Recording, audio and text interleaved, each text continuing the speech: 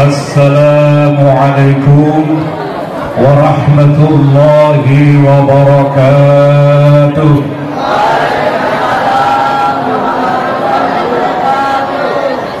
Mudah-mudahan salam yang pertama ini Allah memberikan rahmat di majelis ini, dan ketika kita pulang ke rumah masing-masing Allah tetap pula memberi rahmatnya. Allahumma ja'al jam'ana jam'an marhuma wa tafarraqna tafarraqan ma'suma.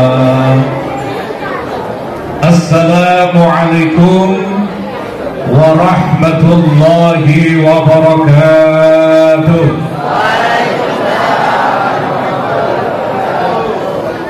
Salam yang kedua ini mudah-mudahan apa yang akan saya sampaikan nanti bermanfaat untuk diri saya, panjenengan semua, wabil khusus anak-anakku yang sangat saya cintai, dalam rangka semakin rajin belajarnya sehingga menjadi orang yang sukses dunia akhirat. Allahumma.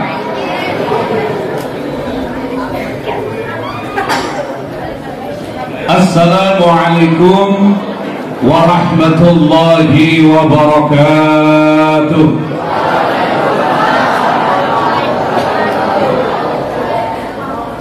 Alhamdulillahilladzi ja'ala lana min dinina ma fihi ibratan li ulil albab. Ashhadu an la ilaha illallah al-malikul wahhab wa asyhadu anna Muhammadan abduhu wa rasuluh an-natiqu bil haqqi wa faslil khitab. Allahumma salli wa sallim wa barik ala abdika rasulika sayyidina wa habibina wa syafi'ina wa qurrati a'yunina Muhammadin wa ala alihi wa ashabihi ajma'in. Qala Allah ta'ala fi kitabihil karim, a'udzu billahi minasy syaithanir rajim. Bismillahirrahmanirrahim. Wasta'inu bis-sabri was-salah wa innaha lakabiratun illa 'alal khashi'in.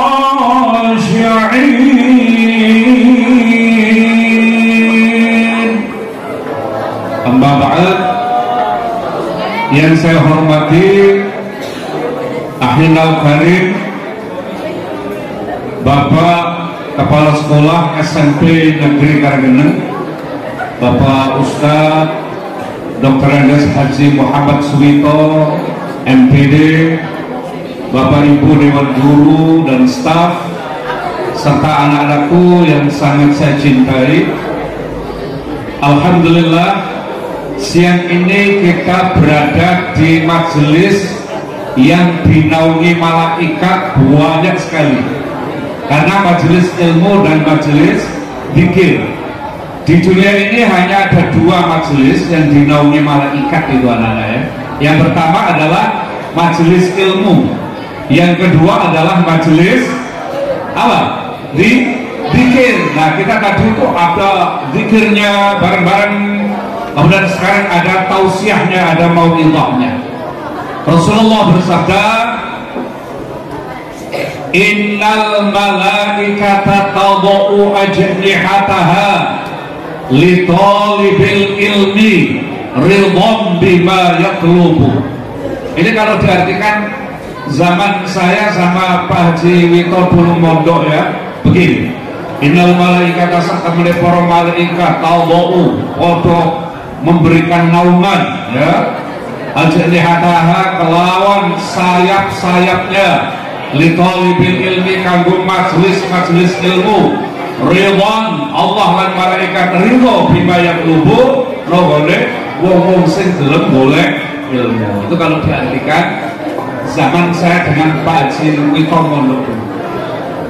Yang kedua adalah majelis zikir. Itu adalah majelis juga yang dinaungi malaikat. Rasulullah bersabda, Di kitab Riyadhus Shalihin, anak-anak barangkali ada yang punya, bapaknya atau ibunya punya, dibuka saja ya, Riyadhus Shalihin jilid 2, hadis sahih diriwayatkan Imam Muslim.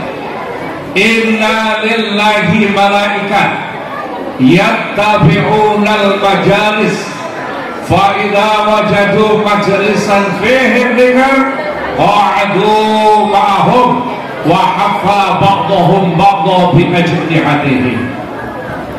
Ini Pak Cimito ini dulu pondok juga, ini beliau di Pondok Hidayatul Umpah Benoboyo, kemudian mengabdi di sana di Alia dengan saya mengajar dan juga sama-sama berjuang di lembaga Wahas. Kemudian beliau sekarang menjadi pegawai negeri dan menjadi kepala sekolah di sini. Alhamdulillah, beliau sejak masih muda itu sudah sahabat saya sejak muda. Alhamdulillah sekarang dipertemukan di sini. Bapak Ibu dan anak-anakku sekalian yang berbahagia, ini diartikan ini Kak.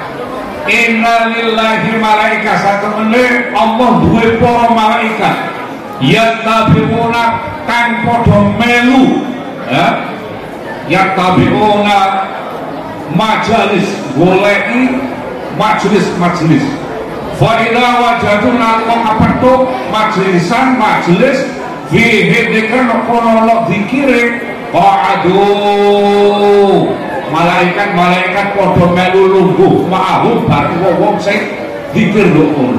Wa afa ba'dhum ba'dha bi ajnihatihim, lan malaikat memberi naungan sayapnya di majelis itu. Masya Allah. Jadi ini majelis yang dua kemuliaan, yang satu majelis ilmu, yang satu majelis zikir.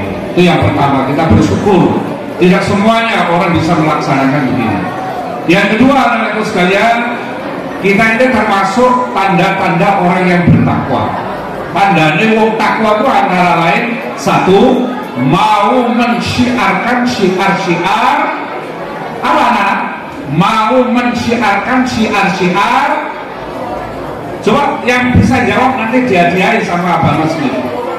Yang mau mensyiar-syiarkan syiar apa? Ya, syiar Islam. Coba sini. Iya, sini. Yang banter. Yeah. Allah kendau. Wa man yu'azzim sya'airallahi fa innaha min taqwal qulub. Wa man, dan barang siapa yang mau mensyiarkan syiar-syiar Islam, fa innaha mongko sak temono iku min taqwal qulub, di antara tanda-tanda ketakwaan. Wah, bener. Hadiah.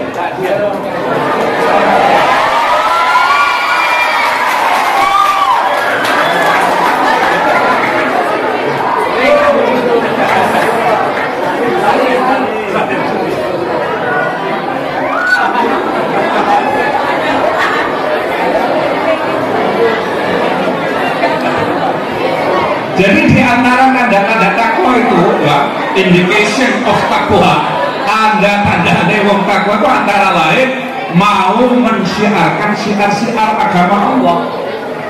Dawuhipun Allah, wa may yu'azzim sya'airallahi fa innaha min taqwal qulub. Wa man sabane wong yu'adzim sing gelem mengagungkan sya'airallahi, dawane syiar-syiar agamane Allah yaitu agama Islam, fa innaha muqayyimul min taqwal qulub, di antara tanda-tanda ketakwaan. Berarti ini Pak Haji Swito, ustaz-ustaz yang lain, anak-anak sekalian ini insyaallah orang-orang yang bertakwa.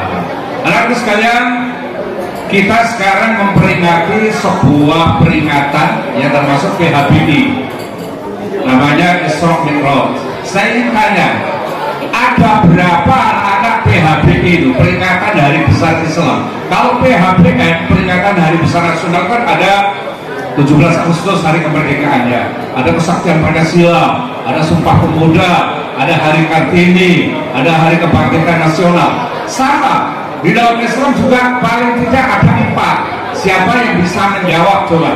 Nanti saya kasih hadiah. Ya coba itu.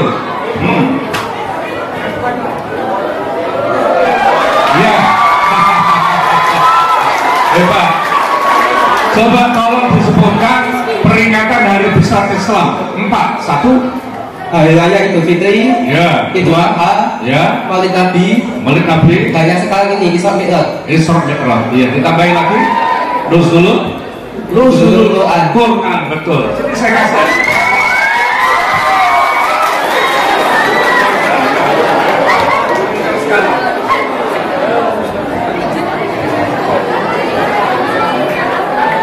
Nggak salim nggak apa-apa, salam dari jauh, salam min ba'id, salam jauh. Baik, anak-anak sekalian ya, apa sambil duduk, saya agak sedikit sakit pinggang karena terlalu banyak sepeda motor jauh. Hobi sepeda motor ini apa sedikitnya. Jadi kita ini memperingati hari besar Islam meskipun tidak sesemarak Maulid Nabi, yaitu Isra Mi'raj. Kemudian ada setelah Isra Mi'raj itu Rasulullah menerima wahyu pertama dulu ya, setelah lahir Maulid Nabi baru beliau menerima wahyu namanya Nuzulul Quran. Setelah itu kemudian di Isra Mi'rajkan dan kemudian terakhir beliau hijrah dari Makkah ke Madinah untuk memperluas syiar Islam, syiar dakwah Islam. Ini beliau Pak Juwito juga sudah sangat hafal sekali yang namanya Makkah Madinah. Beliau sudah haji dan alhamdulillah sudah umrah juga ya, alhamdulillah. Bapak Ibu sekalian, anak-anakku sekalian yang berbahagia, tadi MC-nya Ustadz siapa ya Bapak kita tadi sudah membacakan ayat yang dibaca beliau di dalam surat Bani Israel. Itu perjalanan Isra-nya, bukan Mi'raj-nya itu ya. Coba anak-anak yang hafal ke depan. Subhanalladzi asra bi'abdihi laylan minal masjidil haram ilal masjidil aqsa alladzi barakna hawlahu linuriyahu min ayatina innahu huwas sami'ul basir. Ayo anak-anak, coba yang hafal coba. Oke.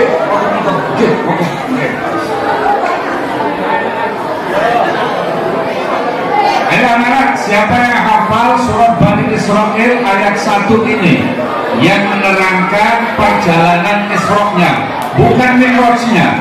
Kalau Mi'raj-nya itu surat An-Najm, wan najmi idza hawa. Di situ ada inda sidratil muntaha. Coba anak-anakku sekalian yang hafal, ayo. Subhanalladzi, ya silakan. Luar biasa. Dari mana ini? Oh canggung. Bismillahirrahmanirrahim. Subhanalladzi asra bi'abdihi laylan minal masjidil haram ilal masjidil aqsa alladzi barakna hawlahu linuriyahu min ayatina innahu huwas sami'ul basir. Masya Allah. Ini hadiahnya 15 juta tetapi dipotong pajak. Sehingga tinggal 15.000. Kalau yang lain 10 juta dipotong pajak tinggal 10.000. Terima kasih Pak. Ya, Masya Allah. Salam. Luar biasa. Dari Cangru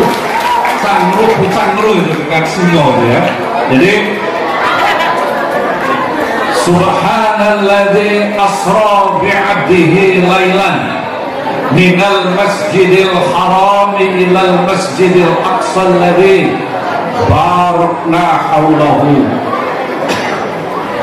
linuriyahu min ayatina innahu huwas sami'ul basir.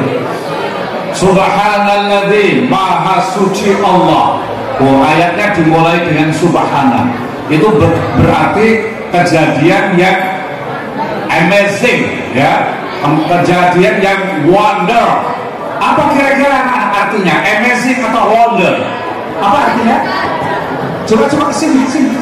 Nanti dia kira ya. Ayat yang dimulai dengan subhanallah itu menandakan itu kejadian yang amazing atau wonderful. Apa itu artinya coba? Ya, sini, ya, sini. What? What the meaning of wonderful or amazing? Menakjubkan, penuh keajaiban.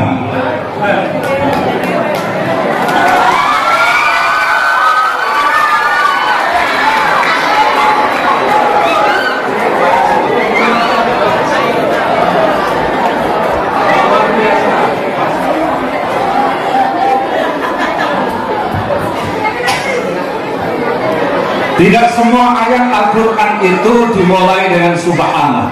Ada yang alhamdulillah fatiris samawati wal ardi, permulaan ayatnya dia.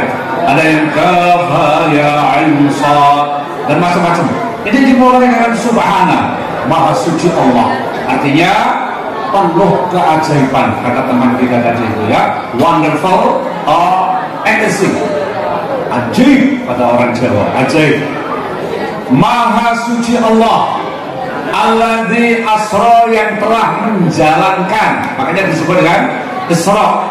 Asra itu dari kata saro yasiru, sayran, menjalankan. Maha suci Allah yang telah menjalankan bi'abdihi, hambanya, lailan, pada malam hari. Jadi kejadian-kejadian yang spektakuler, yang luar biasa itu malam hari ya. Nuzulul Quran malam hari, Rasulullah lahir juga begitu ya. Lailan minal masjidil haram, dari masjidil haram Makkah ilal masjidil aqsa. Aqsa itu dari kata qoso, jauh. Aqsa berarti sangat jauh. Bahasa Inggrisnya apa ya? Sangat jauh. Siapa yang tahu sangat jauh? Kalau jauh kan near, kalau sangat jauh apa? Coba sini. Baik, ayo sini. Sangat jauh itu bahasa Arabnya Aqsa. Jadi Masjidil Aqsa adalah masjid yang sangat jauh, karena zaman Rasulullah ditempuh 1 bulan perjalanan. Bahasa Inggrisnya sangat jauh. Apa? Sofar. Oke. Itu kalau jauh saja apa bahasa Inggrisnya? Fair. Oke, ya. Kalau yang dekat itu mungkin ya.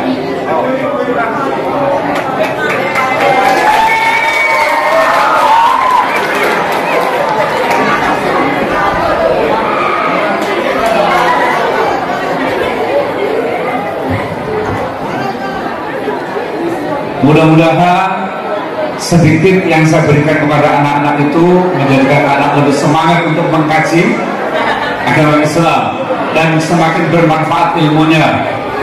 Allahumma amin. Aqsa itu artinya jauh, jadi far, jauh. Alladzi barakna haulahu, yang saya beri berkahnya sekelilingnya itu. Jadi dari Masjidil Haram sampai Aqsa Palestina itu daerahnya memang diberkahi. Meskipun sekarang banyak perang ya, di Syria perang, di Irak perang, di Irak ya, untuk perang. Ini orang salah wong Islam itu adalah karena memang diadu domba oleh negara-negara yang memang menginginkan minyak bumi, karena penghasil minyak bumi terbesar di dunia itu adalah negara-negara Arab di sekeliling minal Masjidil Haram ilal Masjidil Aqsa. Cuma anak-anak mungkin tanya ya, Pak, lah orang Islam mau diadu domba, Pak, sehingga terjadi peperangan. Wong Islam itu wong apian. Biasanya wong apian itu gampang kecolok, tapi bukan nama masjid, gitu ya. Mikirnya gini, wong sing nama masjid itu wong api-api, sandalnya wanyar digeleng nduk kono. Hilang akeh sing hilang, ya dah. Lah, gitu kok mereka mengukur bahwa dalam masjid itu mesti wis apik. Oh, turun mesti. Itu. Jadi orang Islam itu karena merasa orang lain itu seperti dia tidak ngerti kalau diadu domba oleh negara-negara besar yang menginginkan minyak bumi. Jadi negara-negara yang ada di sekeliling Arab itu penghasil minyak bumi. Namanya OPEC, Organization Petroleum Export. Yo, organisasi negara-negara pengekspor minyak. Kuwi kabeh nduk kiwa tengene Mekah, nduk kiwa tengene Saudi Arabia. Mulane alladzi barokna, diberkahi, padahal tanahnya gersang. Anak-anakku sekalian coba diklik di YouTube. Bawa HP sadar. Diklik coba. Judulnya begini. Negara-negara Uni Emirat Arab yang makmur sekali. Oh, nanti pesawat mobilnya polisi lalu lintas nggak ada pakai kayak sini mobilnya apa dulu. Oh, itu pakai mobil harga 3 miliar semua polisi lalu lintas di Bahrain, Qatar, Uni Emirat Arab itu. Di Indonesia polarnya ya kolbak itu ya ono jomane mburi itu ya. Makanya alladzi barokna haulahu. Makna barokna haulahu yang kedua adalah semua para rasul, para nabi itu adalah di Jazirah Arab. Mulai Adam, Idris, Nuh, Soleh, Ibrahim, Ismail, Isa, Musa, Sulaiman, Dawud dan seterusnya. Linuriyahu min ayatina, supaya Allah menunjukkan kekuasaannya Allah. Innahu huwas samiul basir, sesungguhnya Allah Maha mengetahui dan Maha mendengar. Jadi Isra Mi'raj itu tadi Pak Haji Wito, Ustaz MC-nya tadi sudah menyampaikan semua. Bahkan anak-anak banyak yang hafal, ya. Subhanalladzi asra bi'abdihi lailan minal masjidil harami ilal masjidil aqsa. Itu ayat yang berhubungan dengan Isra. Nah, yang Mi'raj itu di surat An-Najm. Bunyinya begini. Wan najmi idza hawa. Di situ ada terusnya. Siapa yang bisa meneruskannya? Siapa ya? Wan najmi idza hawa. Maka kemudian nanti kalimatnya ada begini. Inda sidratil muntaha, begitu. Coba itulah. Apa sidratil muntaha itu? Coba, apa sidratil muntaha itu? Itu Mi'rajnya. Jadi Mi'raj itu naik dari Masjidil Aqsa Palestina kemudian ke langit 7 sab'a samawat. Di situ sampai Sidratil Muntaha. Siapa yang tahu apa yang dimaksud dengan Sidratil Muntaha? Anak-anak kalau ngaji di rumah, wan najmi idza hawa. Terusnya ada inda Sidratil Muntaha. Apa kira-kira Sidratil Muntaha itu? Siapa yang tahu? Ya coba nak sini dijawab. Sidrah Muntaha dari kata intaha, finish. Apa? Langit ketujuh. Itu langit ketujuh. Kemudian Sidratul Muntahanya adalah penghabisan dari jagat raya. Jadi Sidratul Muntaha itu langit 7 yang di situ penghabisan jagat raya. Nah, ini ya.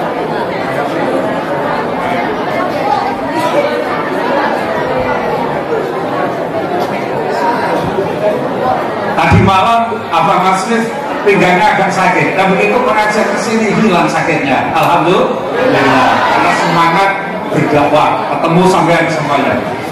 Jadi Rasulullah itu Mi'rajnya artinya naik ke langit 7 tadi, penghabisan jagat raya, itu namanya Sidratil Muntaha. Disitulah kemudian Allah Subhanahu wa Ta'ala memberikan perintah sholat. Sekarang saya tanya, siapa yang bisa jawab? Kalau perintah zakat cukup, Allah Subhanahu wa taala memerintah malaikat Jibril. Jibril, sampaikan ini perintah zakat kepada Muhammad untuk umatnya. Kalau perintah haji cukup, Allah memerintahkan malaikat Jibril. Jibril, ini bacakan perintah ini, perintah haji untuk Muhammad dan umatnya. Kalau perintah zakat cukup, Allah berkata, wahai Jibril, sampaikan kepada Muhammad dan umatnya perintah zakat. Tapi khusus perintah sholat, anak-anak, tidak pakai malaikat Jibril, langsung Allah memanggilnya ke Sidratul Muntaha. Ya. Nah, sekarang perintah zakat itu bunyinya bagaimana kira-kira? Itu cukup Allah memerintahkan malaikat Jibril. Jibril, tolong bacakan ini kepada Muhammad untuk umatnya. Bunyinya bagaimana? Siapa yang tahu? Bagaimana bunyinya perintah zakat ini? Kalau bab sholat nanti akan saya terangkan. Bab zakatnya dulu. Itu nggak usah dipanggil ke langit Sabtu ke Sidratul Muntaha, tidak. Cukup malaikat Jibril diberitahu oleh Allah, wahai Jibril, sampaikan kepada Muhammad. Coba, apa? Bagaimana itu? Perintah perintah zakat. Iya kalimatnya. Kira-kira siapa yang hafal? Bagaimana perintah zakat? Oke. Begini, panjang gitu nak. Saya kira, tapi ya siapa tahu hafal. Tak bacakan awalnya ya.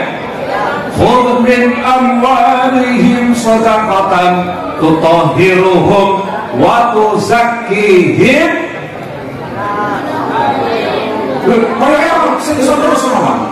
Khudh min amwalihim shadaqatan tutahhiruhum wa tuzakkihim bi.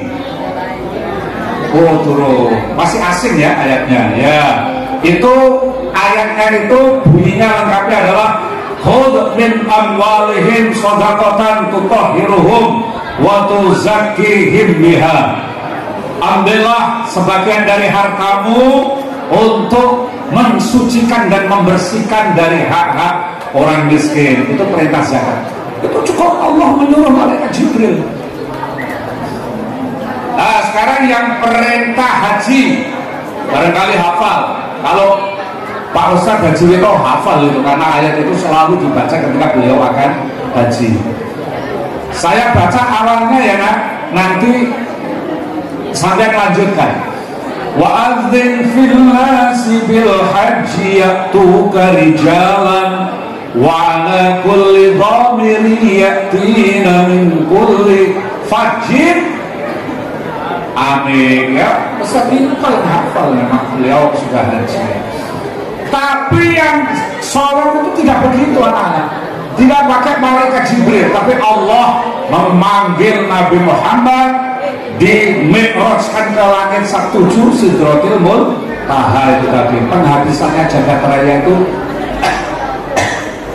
disebut dengan sidrah. Sidrah itu pohon bidara. Muntaha itu ya finish itu. Intaha itu selesai. Penghabisan dari jagat raya itu berupa pohon bidara yang dari cahaya.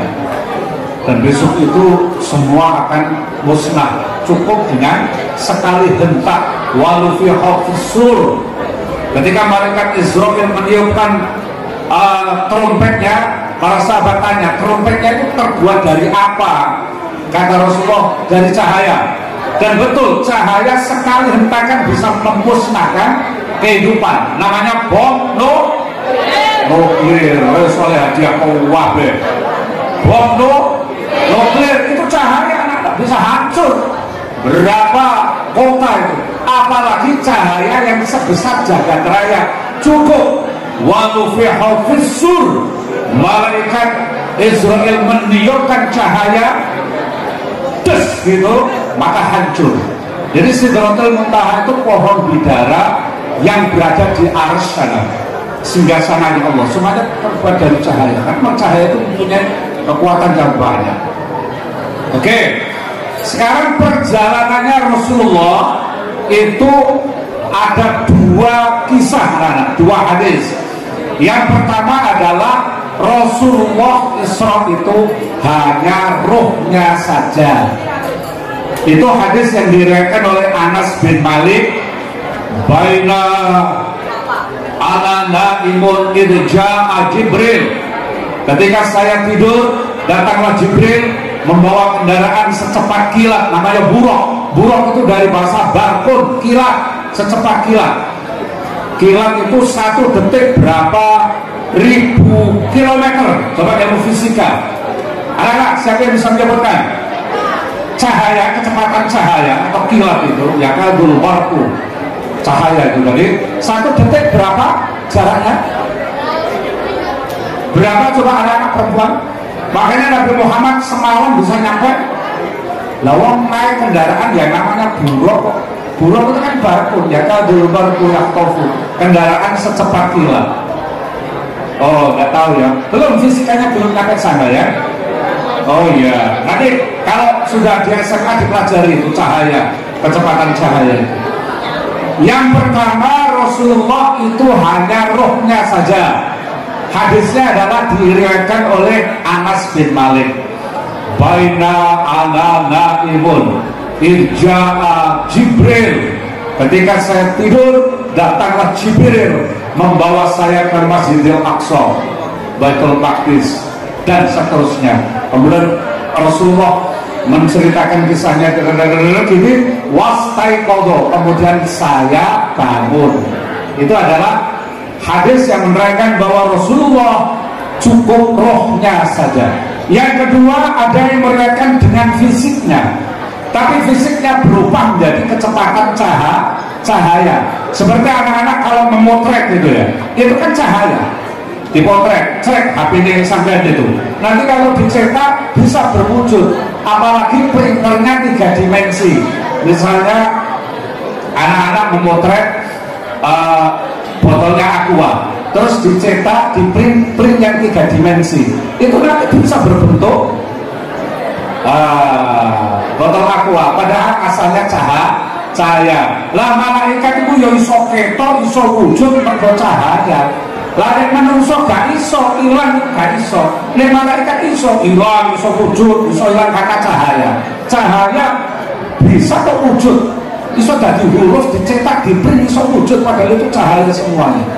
Stasiun televisi sana ningali televisi di Jakarta, wonge nyanyi, lukene ketok, padahal itu cahaya, gelombang elektromagnetik. Makanya itulah anak kalimat Isra Mi'raj itu dimulai dengan subhanallah. Ayat itu subhanallah. Hal-hal yang amazing and wonderful sajalah yang dimulai dengan kata subhanallah, maha suci Allah, karena begitu dahsyatnya. Nah tadi Ustaz Haji Sulito meminta agar saya lebih menekankan hikmah sholat. Oleh-olehnya perintah Mi'raj, Isra Mi'raj itu adalah perintah sholat, saking pentingnya. Yang asalnya 50 waktu, kemudian para Nabi berkata begini, wahai Muhammad, umatmu pun dek-dek umure, kalau seiso sampai 300 kaya umatku, jaluk keringanan, akhirnya diberilah keringanan tinggal 5 waktu. Kalau umatnya Nabi Musa itu 300 tahun paling dekna. Tapi kalau dari jenengan, kira-kira sapa sing duwe mbak umure 100 gak ono, mungkin gak ono. Karena apa? Umurnya umatnya Nabi Muhammad itu pendek-pendek disebabkan satu, tingkat stres yang tinggi. Wong biyen gak ono wong stres, ngrungokno radio Ludruk RRI Surabaya ambek mangan nengok godokan terus turu enak. Saiki ora ono HP itu malah bingung wong. Biyen anake kuliah di Surabaya durung ono HP, dipasrahno oleh Allah. Ya Allah, anak kula budal teng Surabaya, kula pasrah panjenengan Joko. Saiki ono HP. Lho, anak iki piye ditelepon kok gak kena? Mau nang kecelakaan, mau nang kena tindak pidana kejahatan. Apa sedih durung tuku pulsae, ya. Jadi teknologi itu belum tentu menjamin ketenangan batin. Mulane umure menungso zaman akhir udah karena tingkat stres yang tinggi. Yang kedua adalah pola makan yang instan. Mangane sing nganggo pengawet. Coba anak-anak tahu yang namanya pengawetnya mayat. Mayat kecelakaan gak bawa KTP gak opo, digeleng gak di ruang mayat, gak dijupuk-jupuk ambek keluarganya. Itu dikei apa cek gak bosok, cek gak basine, cek gak basi yung sa rumah sakit. Apa jenenge? Oh gak berubah. Bisa kuasa. Siapa yang tahu? Pengawet.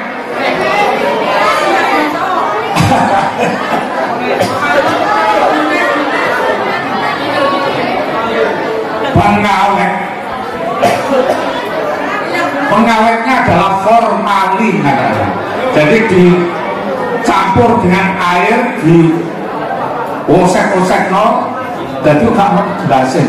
Lah saiki formalin itu digawe pengawet iwak bambangan. Tahu iwak bambangan? Iwak bambangan sih gurih, gula sampai godok 30 menit bisa mekungkung ini gak ajur-ajur. Mergo dikei pengawet. Mulu kok kepengen Jawa umure, wong pengawete mari dipangan. Hah? Wis bakso sing pengenyale dul. Biyen sing akeh itu adalah diberi pengenyalnya cek terlalu cair. Digawe ngecek tembok dleren, kayak pengenyal itu saya di pengenyale pentol, mulu dipangan ambek menungso coba. Pemutih ya lho, bakso putih, beras iso putih, dikei pemutih tekstil. Padahal itu biyen kanggo kain cek putih.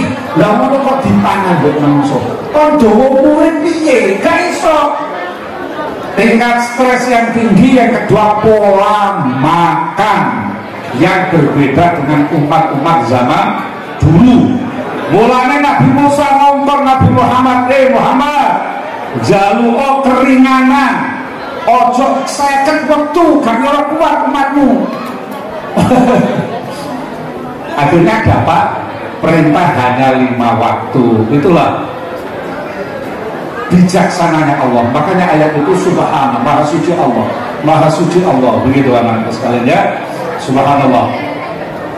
Sekarang hikmah sholat, kenapa sampai dipanggil Mang Sidrotil Muntahawi?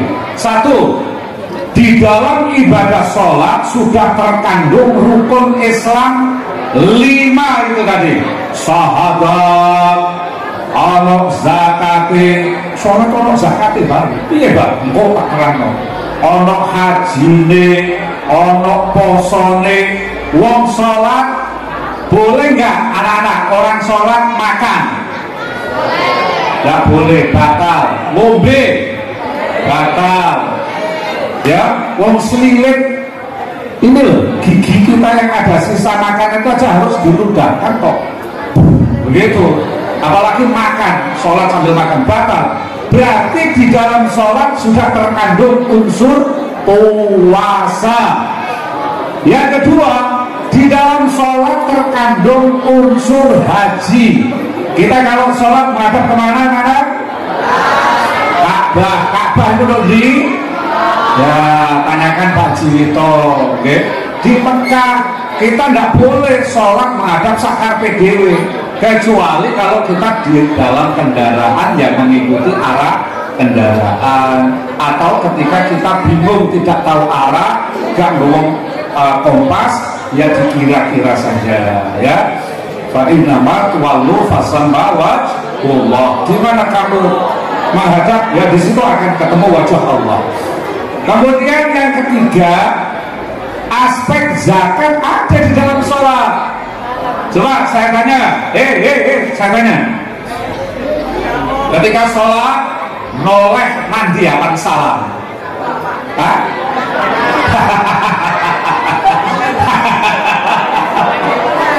Ketika orang selesai sholat itu noleh kemana dan kemana? Ke kanan dan ke kiri. Tujuannya apa? Kakek pola-pola ini kok jadi senang. Tuh, buah. Apa mau itu? Oh, Gus mari. Lah apa kok ora noleh pengarep mbek mengguri ngene? Utawa mengguri mengisor. Mergo apa? Mergo apa ayo? Betul ini. Nolehnya ke kanan dan ke kiri. Dan itu menandakan kalau itu sudah selesai sholat. Loh, kenapa kok noleh nang nambah iwo? Hah? Sholat? Iya, coba. Karena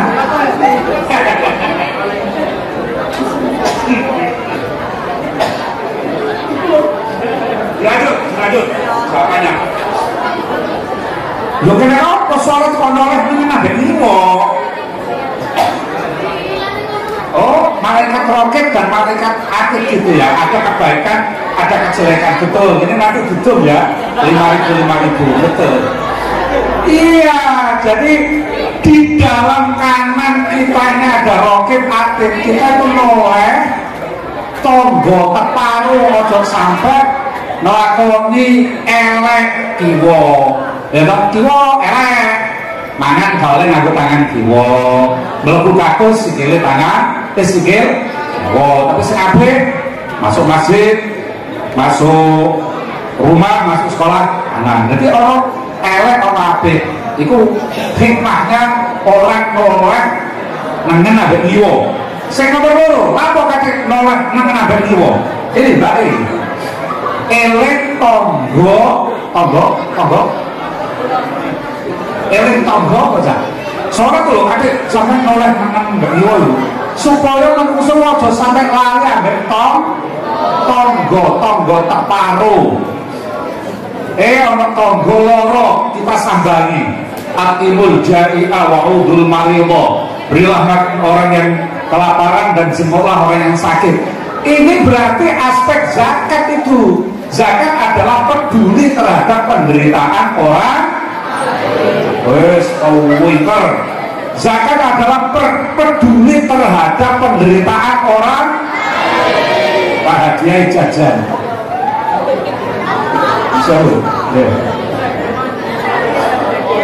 Siapa yang paling paten jawabnya? Kakek jajan sapiring. Zakat adalah menandakan peduli terhadap sosial atau penderitaan orang.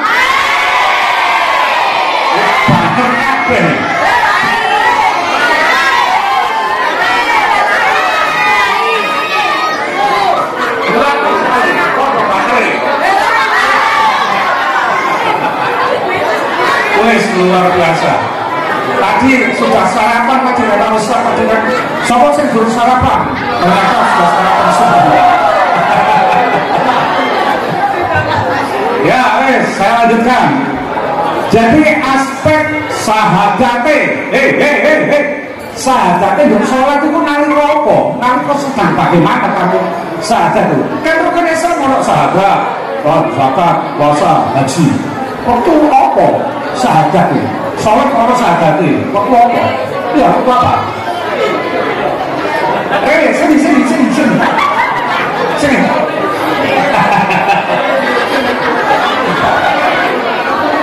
Di dalam sholat itu tercakup rukun Islam yang pertama, yaitu syahadat. Ketika sedang gerakan apakah kita membaca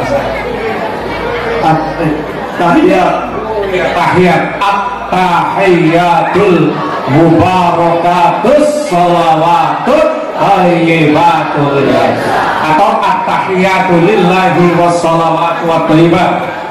Jadi Rasulullah pernah membaca tahiyat itu ada dua jenis. Ada at-tahiyatul lillah wassalawatu wa thayyibat, ada at-tahiyatul mubarakatus sholawat karo-karone padha benere. Ini dibagi lumayan kanan. Saling dulu ya, ini jawab pinter bolak balik. Sekarang yang perempuan yang paling belakang. Jadi anak-anak ya, sholat terkandung semua rukun Islam. Itu hebatnya sholat. Makanya dipanggil khusus Rasulullah ke Sidratul Muntaha, ya, ke Mustawan, penghabisannya jagat raya itu. Nah, yang kedua, sholat itu besok dibuat standar rapotnya amalan yang lain. Awwalu ma yuhasabu bihil 'abd yaumil qiyamah as-shalah.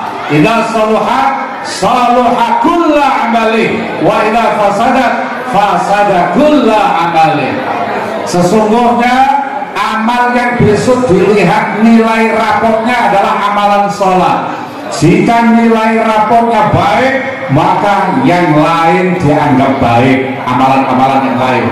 Tapi kalau nilai rapotnya itu 5 ke bawah, itu dipentelni ambek malaikat, ditakoni ndong wakil ndake awakmu biyen duwe sepeda motor tuku teko apa donyamu iku sing mbok tuku sepeda motor. Oh kula sadhe gabah malaikat. Gabahe modal sapa? Kula dol tangga kula sak kilo pira regane? Sak menten menten. Gak mbok palsu timbangane mboten. Awakmu kok iso ngomong ngono iki shoppingane tak buka.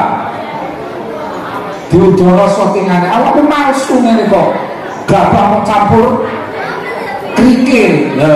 Jadi Masya Allah. Mergo sholatnya nilainya di bawah standar. Jadi awwalu ma yuhasabu bihil 'abd yaumil qiyamah as-shalah. Awal yang dihisab manusia besok amalnya adalah sholat. Idza saluhat, saluhat karena sholat ya, perempuan. Tak. Idza saluhat fa saluha, enggak boleh fa saluhat karena kullu amali, amal yang lain.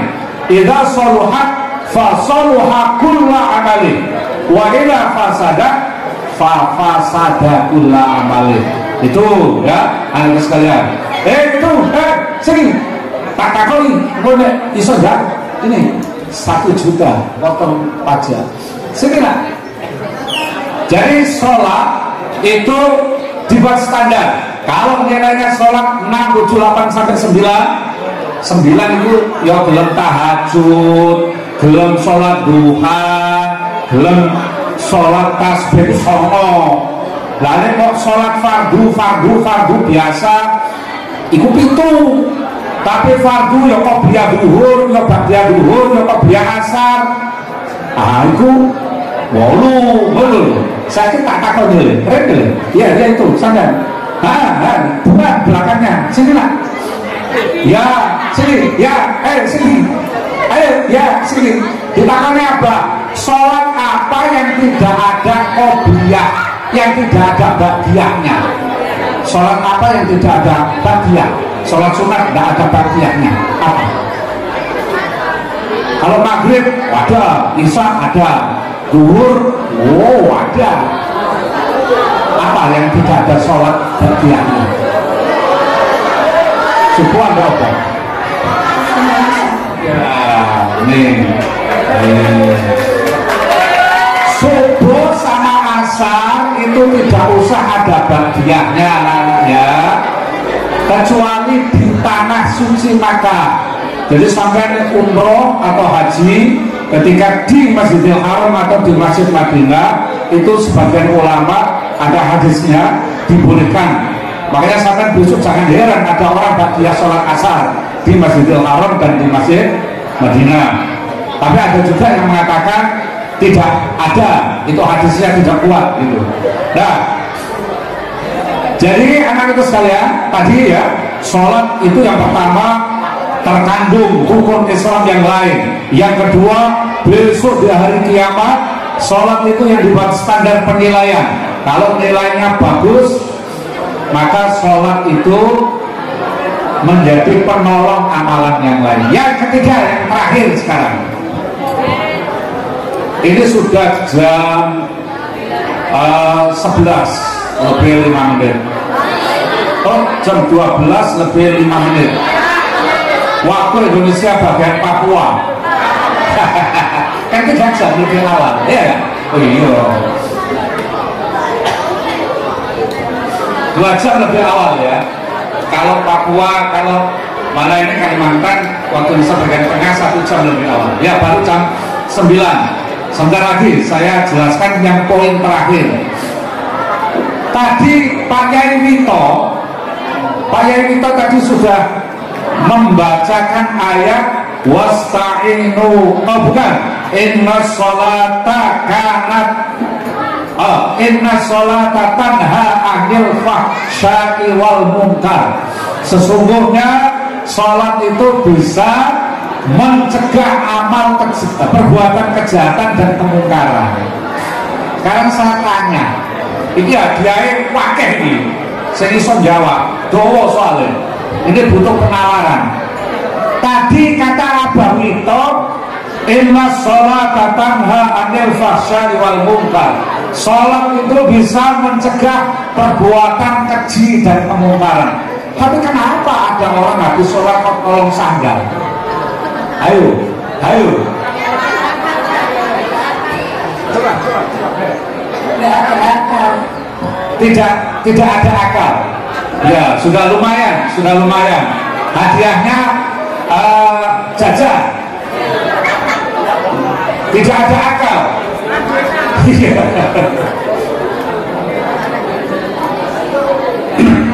Loh, ayat Quran itu mesti bener ya lu.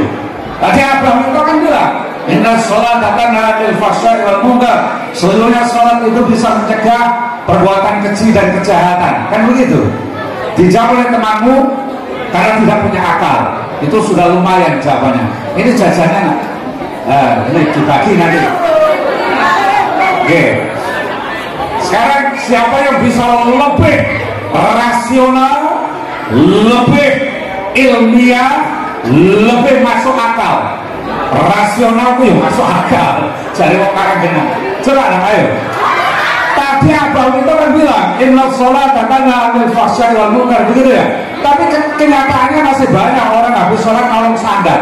Sandalnya apa? Asli baca 3 kali dicolong wong masjid itu. Mulai sandalku sing anyar ngono nek mlebu masjid, tahu calon ndok ora sitok tak buat ndok kene sitok. Gak ngono gak iso khusuk. Allahu Akbar. Waduh, sandalku anyar iki. Ilang ndok ngene masjid kebalan pelang.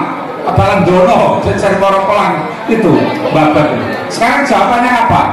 Silakan dijawab, ayo. Coba disiarkan. Mudah-mudahan jawabannya ini rasional dan intelektual. Wudhu dan sholatnya tidak khusyuk.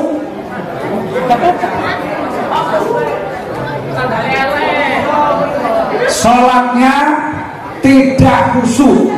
Sholatnya mau jungkal-jungkel, ora ono maknane, ya persis kayak senam. Begitu yang pertama. Sholatnya tidak khusyuk, wudunya tidak khusyuk. Sing dieling-elingi malah hal-hal yang di luar sholat itu. Betul, bagus. Yang kedua dilanjut, siapa yang bisa? Nah itu inna sholata tanha anil fahsya'i wal munkar. Sesungguhnya sholat mencegah amal keji dan kejahatan. Tapi kenapa buktinya setelah sholat sandalnya apa? Colong wong.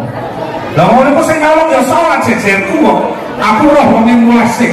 Tak tolong ya Allah, itu berarti sekolong. Gak mungkin dong sopir truk liwat nyalok sandal kok tebalan moro pelang gak mungkin iso. Ya meski wong sing jejer aku.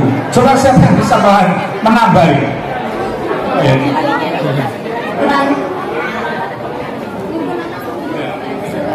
Kurangnya kesadaran, gak iso memaknai apa bacaan sholat. Lah wong dheweke sholat itu mesti nih kan ya. Inna sholati wa nusuki wa mahyaya ya Allah, sesungguhnya sholatku, hidupku, matiku hanya untuk kamu. Lah apa sandal wong digondol? Iku jenenge gak sholat iku, hanya untuk sandal. Inna sholati wa nusuki wa mahyaya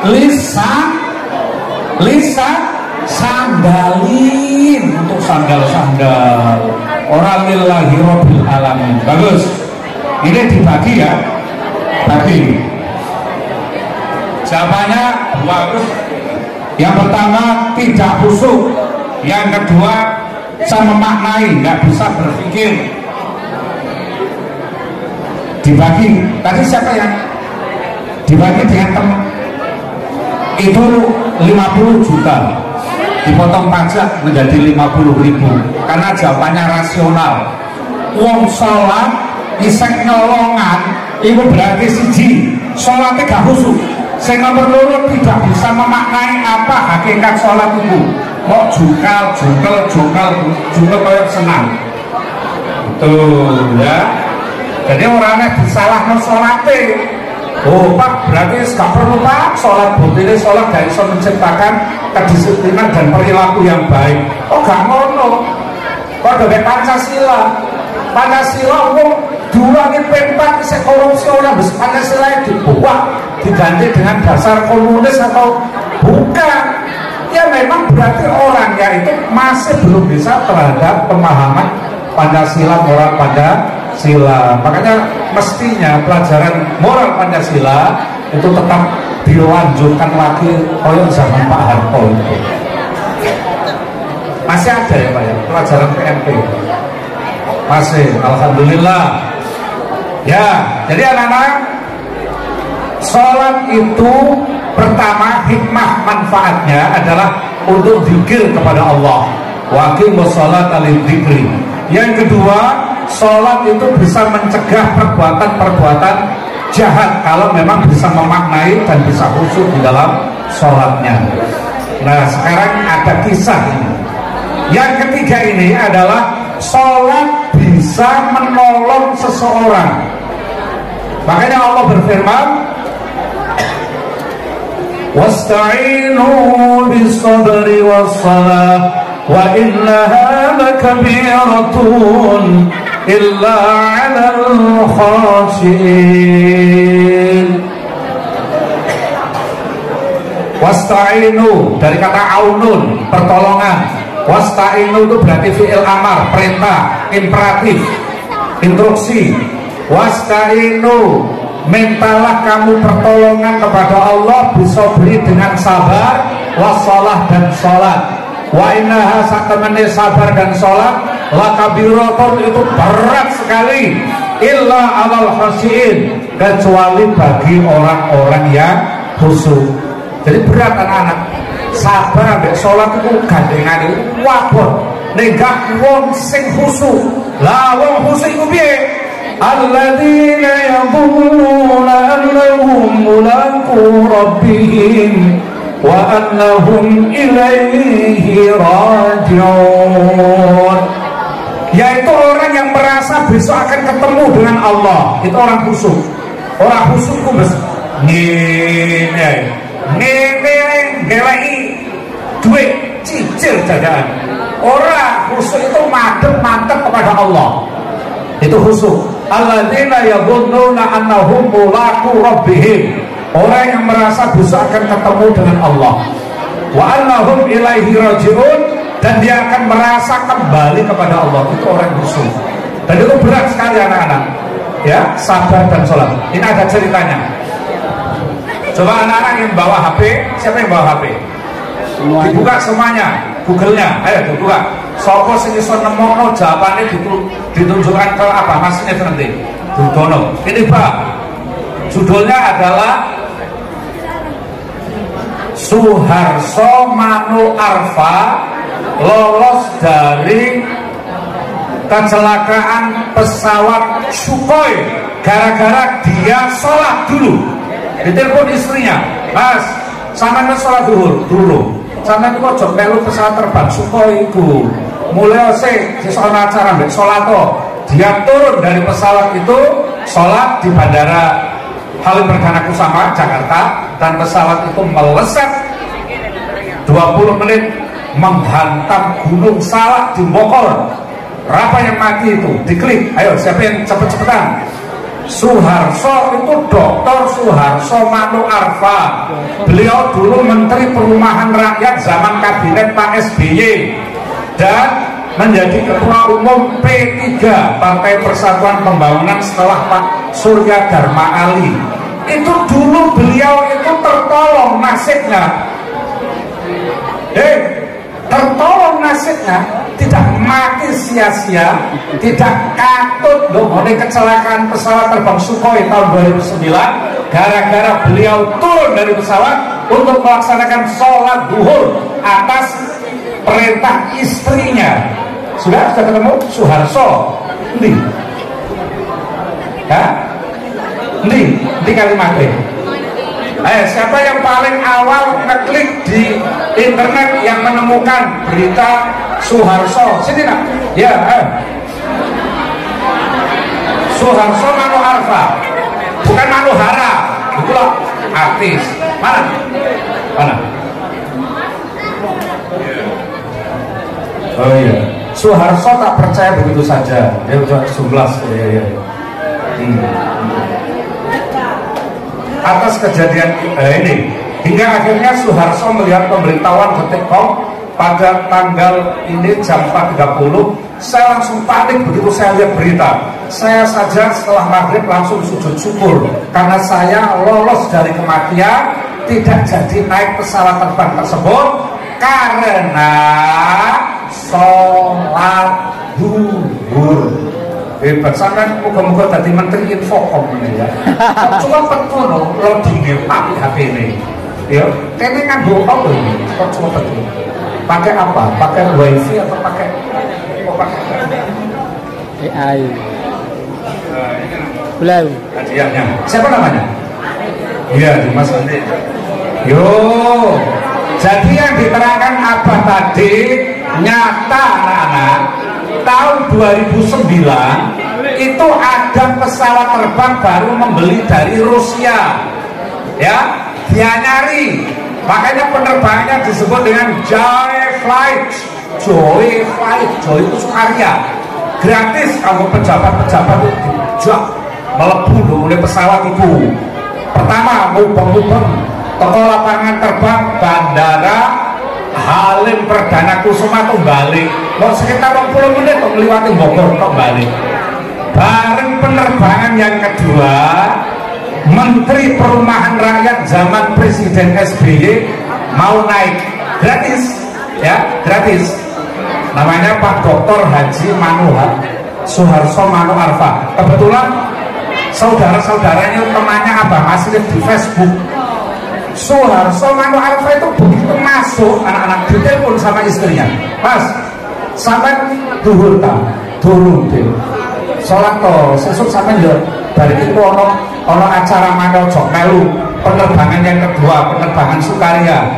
Ya dia turun. Setelah turun, pesawat yang tidak jadi ada penumpangnya Pak Suharno melesat dengan cepat dan terjadilah musibah besar menghantam Gunung Salak. Di mana tadi nak Gunung Salak? Opone Gunung Surawiki. Di mana nak? Mana yang jawab Bogor? Bogor. Iya, Bogor itu Jawa Barat atau Jawa Timur? Iya, saya tak delok koyoke duwe apa Mas itu seten. Iya kare 2000. Ini lah 2000, jangan dilihat nilainya, tapi lihatlah doanya. Doanya begini. Bismillahirrahmanirrahim. Ya Allah, jadikanlah anak-anak yang menerima hadiah saya semakin semangat di dalam mempelajari keilmuan dan keislaman, menjadi anak yang cerdas, sukses dunia akhirat, dan seluruhnya yang juga tidak menjawab juga sukses dunia akhirat. Allahumma. Jadi ceritanya begitu anak-anak ya, luar biasa ya sholat itu. Coba waktu itu Pak Suharso ikut di pesawat tersebut, maka lihat sampai puing-puing pesawat Sukhoi tahun 2009, kalau 2008 ya, kecelakaan di Gunung Salak Bogor. Sampai lihat itu, ya Allah, serpian daging. Kalau tidak salah hanya 40 penumpangnya itu, pramugari sama pilotnya sama co-pilot dan penumpang yang lain. Pak Suharno selamat gara-gara ditolong oleh Allah karena dia mengingat Allah kapanpun dan dimanapun. Mulanya ayatnya wasta'inu bis-sabri was-salat wa innaha lakabiratun illa alal khosyin. Jadi kalau sholat dan sabar itu penolongmu. Tapi abote amit-amit kabiratun illa alal khashiin, kecuali orang yang khusyuk. Orang yang khusyuk adalah alladzina yadhunnuna annahum mulaqu rabbihim, orang yang merasa akan bertemu dengan Allah dan merasa akan kembali menghadap Allah. Koyok Pak Suharso Manu Arfa, masih kok iya masih. Keluarganya itu temannya apa? Mas Liv di Facebook. Sering saya kirimi salam saya untuk beliau Pak Suharso. Itu hebatnya sholat.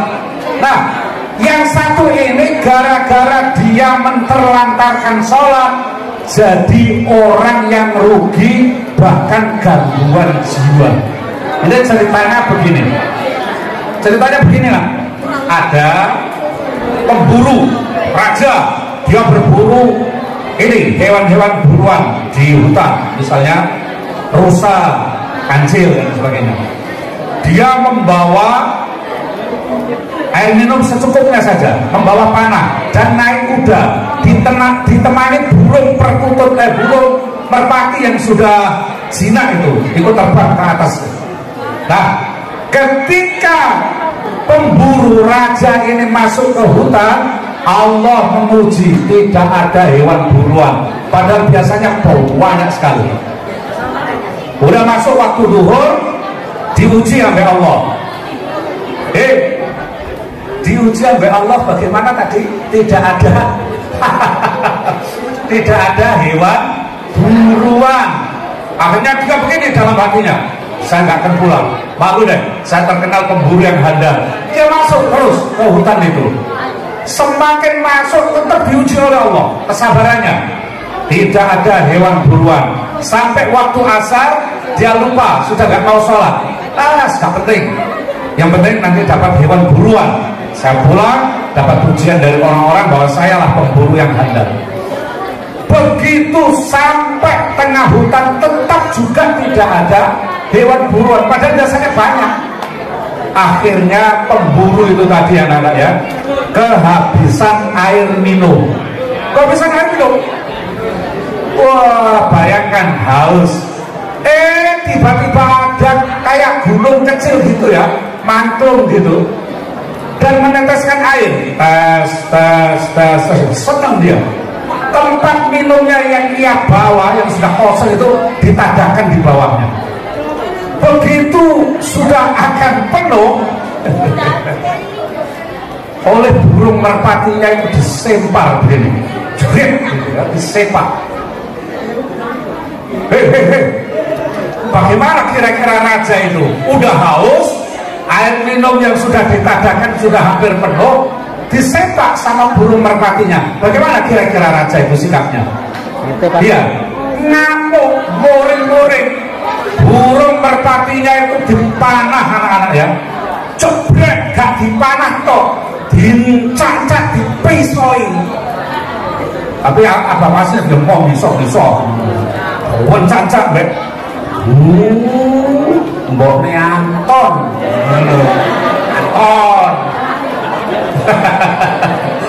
Anton ora iso. Ya ngono iku terus mbok ne Anton, nggone apa masene Pringgoboyo. Cacat didoni, dipisoi, burung tidak tahu diri. Ono darane wis ngelake ngene banyu wis arepe disempar. Akhirnya apa? Dia nggak tahan karena sudah tidak terlatih dengan sholat itu, kesabarannya nggak ada.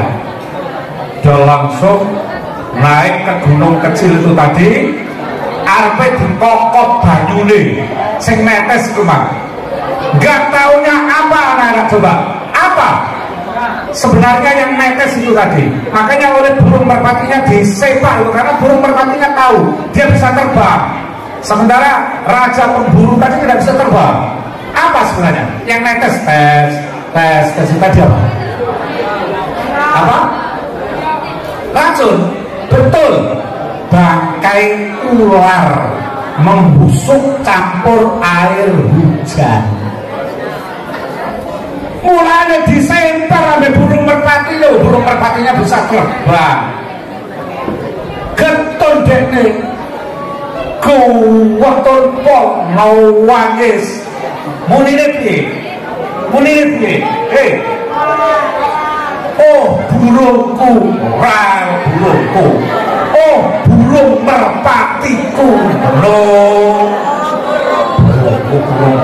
Oh burung merpatiku. Aku mohon maaf tidak tahu kalau itu adalah bangkai ular membusuk campur air hujan sedikit. Seandainya saya minum meski saya akan kena racun. Padahal sekarang sudah saya bunuh kamu. Diciumi burung merpatinya itu, getol nangis, boleh ambek ngambungi manuk. Oh manuk, burung merpati jadi ambung.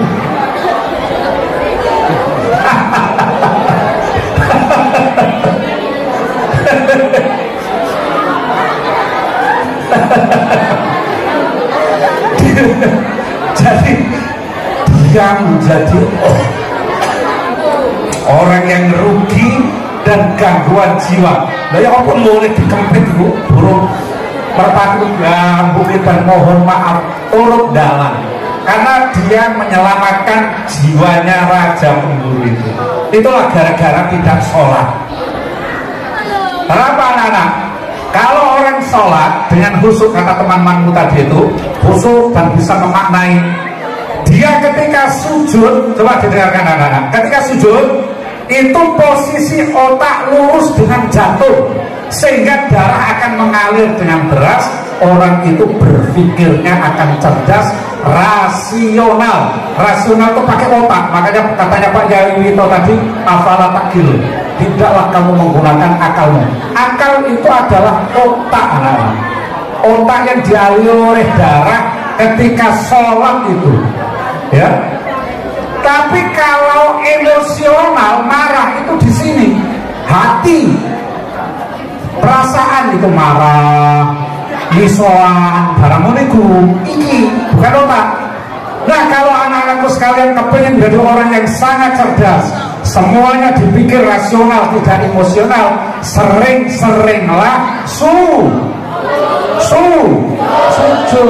Karena pada saat sujud itu oleh dokter diteliti, ternyata letak otak itu lurus dengan jantung. Makanya orang-orang dulu itu cerdas-cerdas, semuanya adalah ilmuwan-ilmuwan Islam. Contoh Imam Asy-Syafi'i radhiyallahu an, umur 8 tahun apal Quran 30 juz. Itu kamu tidak cerdas gak bisa, karena dia terlatih sujudnya lama, karena darah mengalir ke otak dengan lancar, cerdas akhirnya, ya. Yang kedua, ilmu kedokteran dunia, ada yang namanya Ibnu Sina. Itu yang orang Inggris, orang Amerika, orang Eropa bilang Avicenna. Itu adalah tokoh kedokteran dunia, sehingga sekarang dibuat nama rumah sakit. Siapa yang tahu di mana rumah sakit Ibnu Sina itu? Di mana? Di Gresik. Aku gak jual hadiah nang sini. Jadi sekarang dibuat rumah sakit namanya Ibnu Sina. Itu dulu adalah dokter dunia Islam pertama. Buku-bukunya diterjemahkan ke dalam bahasa Inggris, bahasa Eropa. Semua orang-orang cerdas itu adalah dimulai dengan senang sujud yang lama.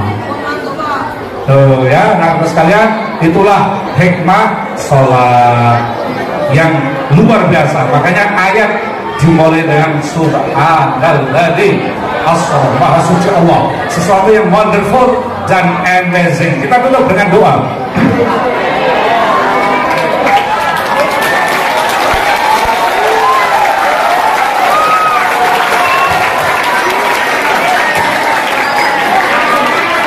Bismillahirrahmanirrahim.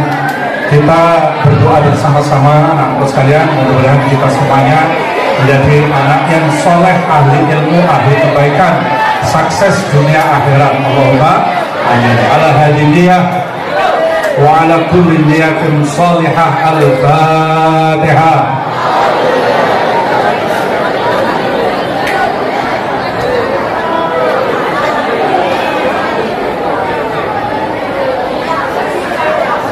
Bismillahirrahmanirrahim.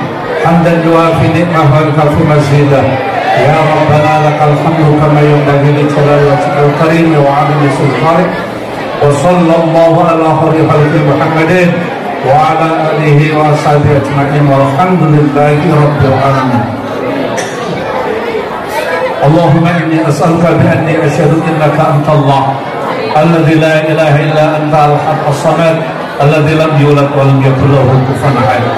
سبحانك لا نحصي ثناء عليك أنت كما أثنيت على نفسك فلك الحمد قبل الرضا ولك الحمد بعد الرضا ولك الحمد إذا رضيت عنا دائما أبدا. اللهم يا حي يا قيوم لا إله إلا أنت برحمتك أستغيث. اللهم إياك أعبد وإياك أستعين. اللهم اجعل جمعنا جمعا مرحوما وتفرقنا تفرقا معصوما. Ya Allah, jadikanlah majelis ini penuh rahmat-Mu, dan ketika kita pulang ke rumah masing-masing tetap Engkau jaga dengan rahmat-Mu pula ya Allah.